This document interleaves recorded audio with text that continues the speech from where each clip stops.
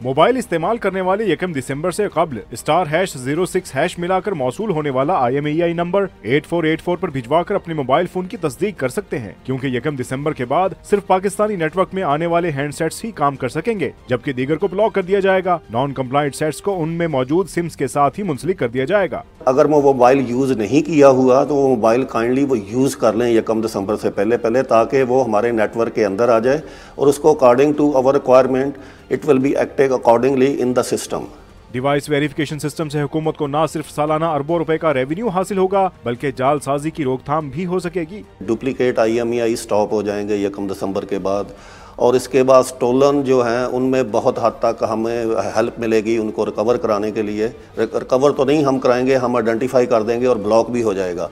बैरून मुल्क से तोहफों और जाती इस्तेमाल के लिए 5 हैंडसेट लाने की इजाजत होगी, मगर उन्हें भी रजिस्टर्ड करवाना होगा और इस मकसद के लिए एयरपोर्ट्स पर QSIC सेंटर्स कायम कर दिए गए हैं। उसी वक्त वो ऑनलाइन उसको इंटर करके उसको बल्कि वो लेटर भी इशू कर देंगे कि आपके IMEI of your mobile handset registered हो गए हैं PTA के नेटवर्क के साथ, और वो till the use of life of the product चलते रहेंगे और कोई भी नेटवर्क की सिम उसमें यूज हो सकती है। Pakistan mobile phone markets association का कहना है कि हुकूमत अपने वादों पर पूरा उतरी तो निजाम का साथ देंगे, बसूरत दीगर आइंदा का लाहेमल दिया जाएगा। कैमरामैन बिलाल खान के साथ जावेद हुसैन, डॉन न्यूज़, इस्लामाबाद।